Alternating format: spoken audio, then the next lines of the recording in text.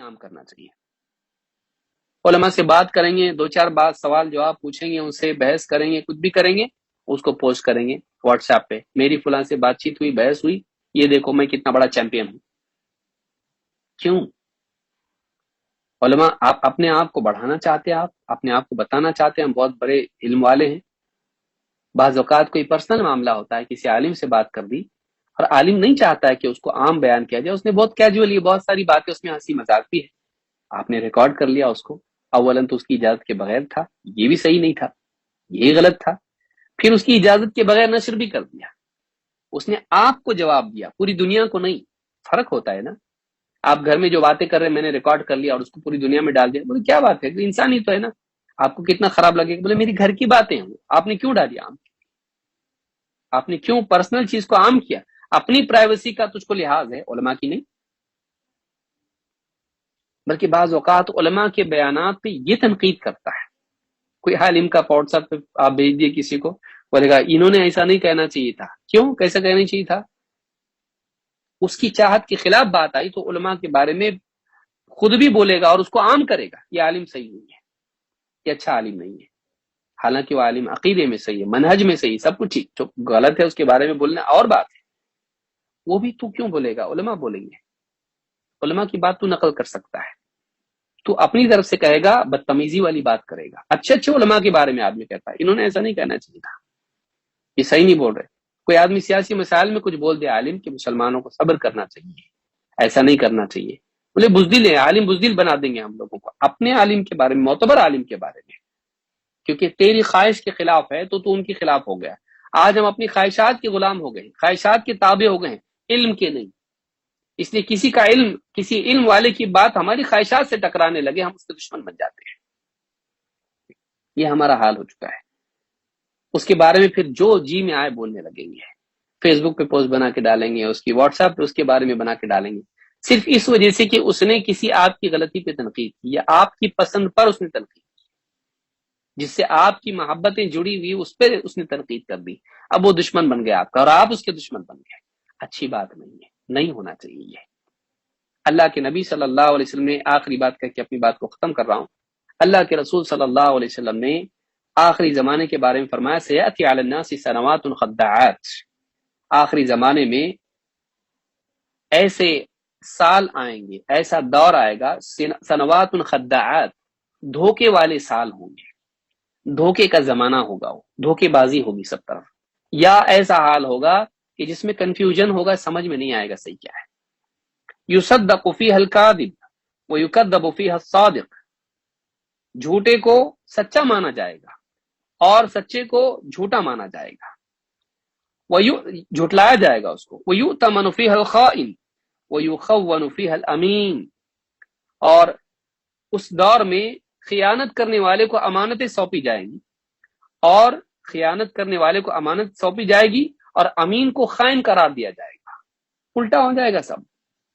وَيَنْتِقُ فِيهَا الرُّوَيْبِضَةُ، اور وہ ایسا دور ہوگا جس میں رویبضہ بولنے لگیں گے، بڑبڑانے لگیں گے. قیل وما الرویبضہ، صحابہ نے پوچھا کہ یہ رویبضہ کون ہیں؟ آپ نے فرمایا الرجل التافہ یتکلم فی امر العامہ، گھٹیا آدمی، جاہل آدمی، کم عقل آدمی جو امت کے عمومی معاملات میں بولنے لگے گا. اس حدیث کو امام احمد ابن ماجہ اور حاکم نے روایت کیا، صحیح جامع صغیر حدیث نمبر 3650، حدیث صحیح ہے. وَيَتَكَلَّمُ فِيهِ الرُّوَيْبِضَةُ، اس دور میں رویبضہ بولنے لگیں گے. کون؟ کم عقل، کم علم، کم ظرف آدمی، گھٹیا آدمی. یہ کیا کرے گا؟ بولے گا امت کے معاملات میں.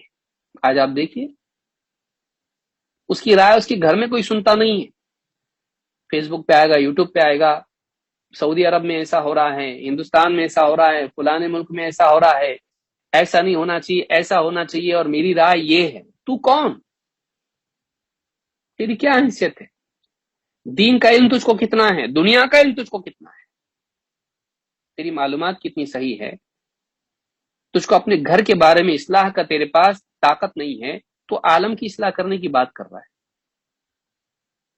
تو ایسے لوگ جو کسی بھی اعتبار سے بولنے کی، جن کو چپ ایسا ان کو بولنا چاہیے. ایسے لوگ بول رہے ہیں جن کی بولنے کی حیثیت نہیں ہے، جن کو نہیں بولنا چاہیے، جن کا نہ بولنا نیکی ہے. ایسے لوگ چونکہ آج بس شروع کر دیا، آن لائن کر دیا یا ریکارڈ کر دیا اور اپلوڈ کر دیا، انٹرنیٹ فاسٹ، موبائل فون اچھے سے اچھا، کیمرہ اچھا، اس کا اکاؤنٹ بنا ہوا ہے، بس ڈال دیا.